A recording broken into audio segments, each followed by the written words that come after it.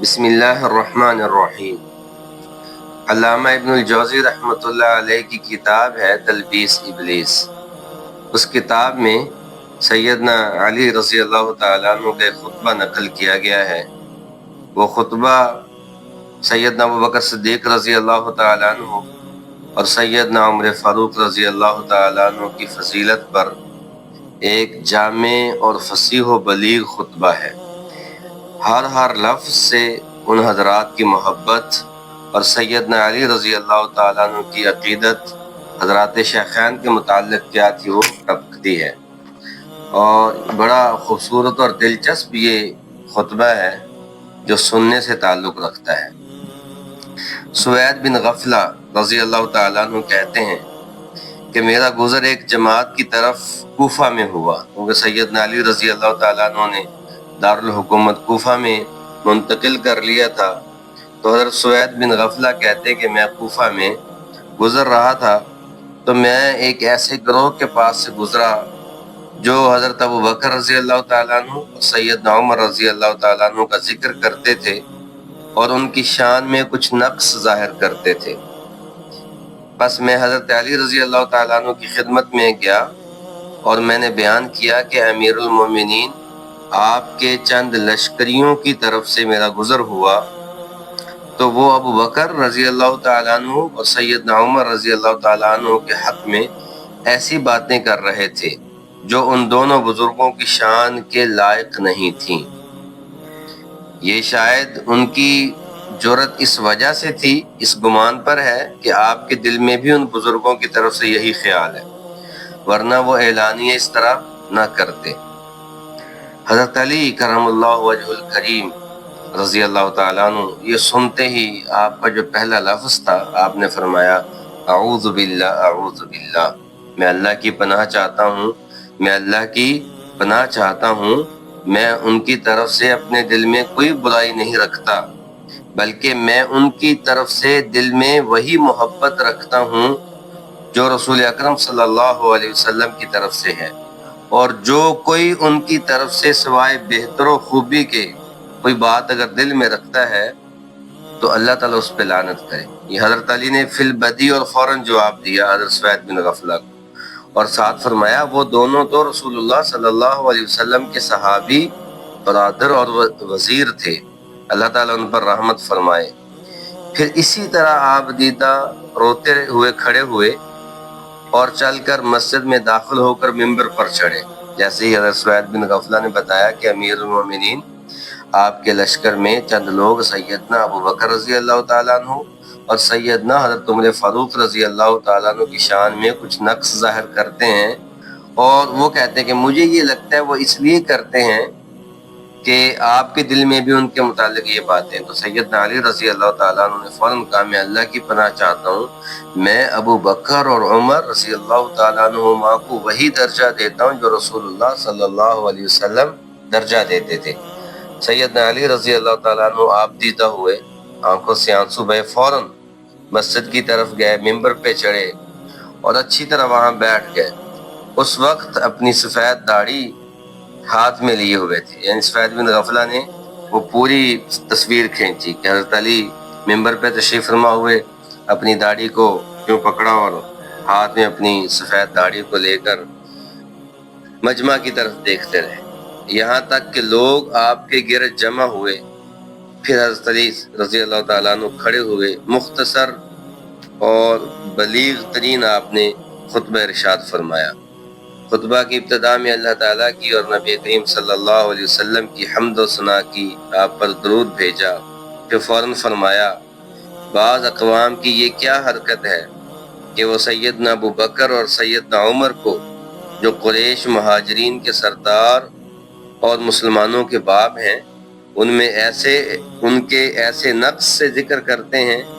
کہ میں اس سے بری اور بیزار ہوں، اور ان لوگوں کو ایسی گفتگو پر میں سزا دوں گا۔ سیدنا علی رضی اللہ تعالیٰ عنہ فرمایا خبردار ہو جاؤ قسم اس پاک عز و جل کی جس نے دانا اگایا اور انسان پیدا کیا، ابوبکر اور عمر سے وہی محبت کرے گا جو مومن اور متقی ہوگا۔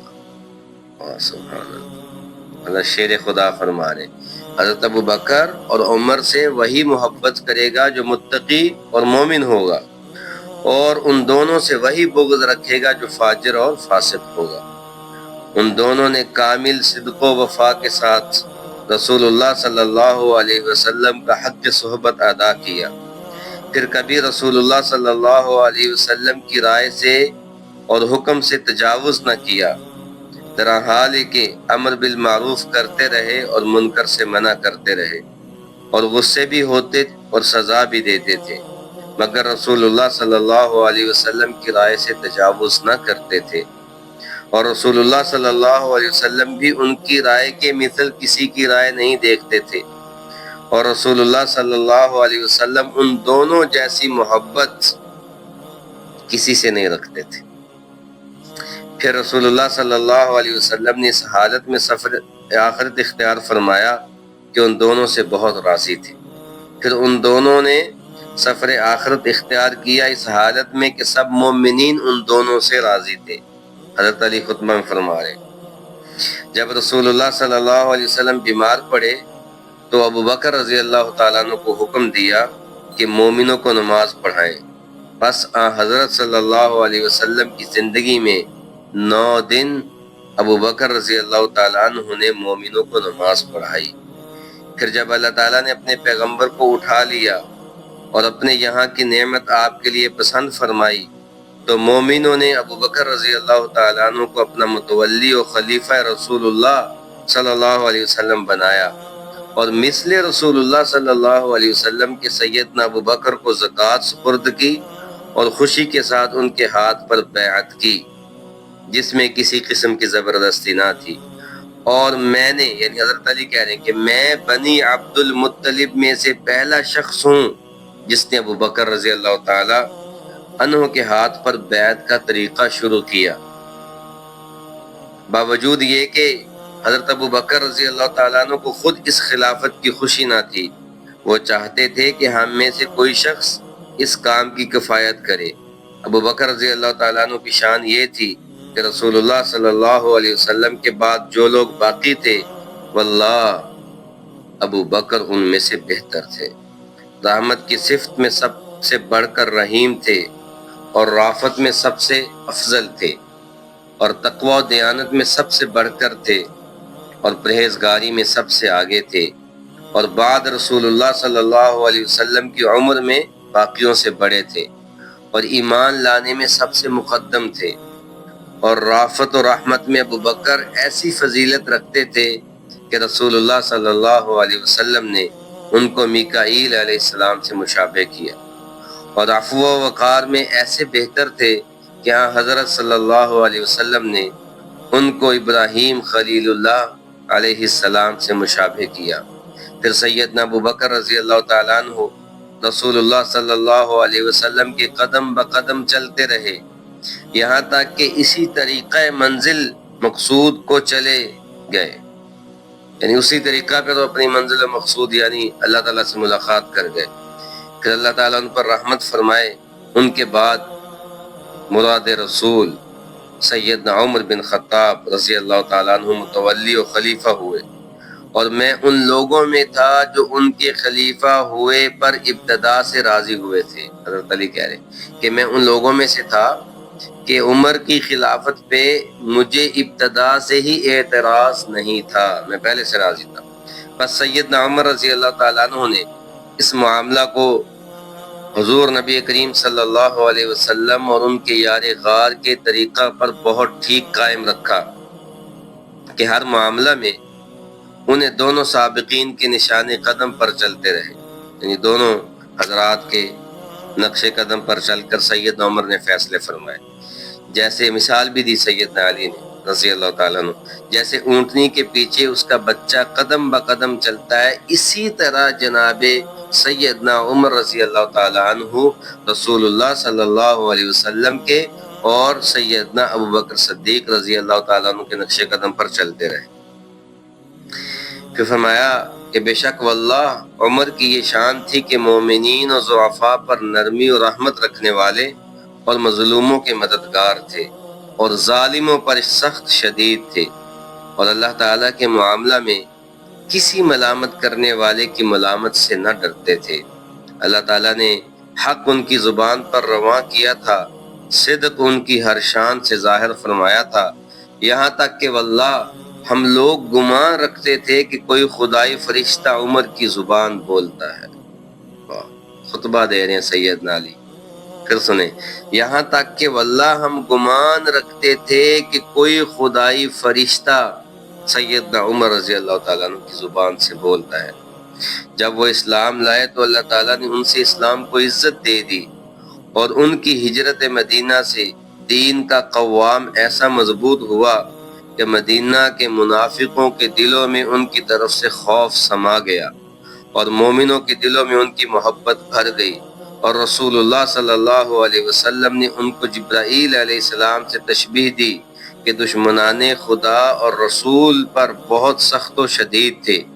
اللہ تعالیٰ ان دونوں اصحاب پر رحمت فرمائے اور ہم کو انہی کے طریقہ پر اپنی منزل مقصود کو پہنچ جانا نصیب کرے۔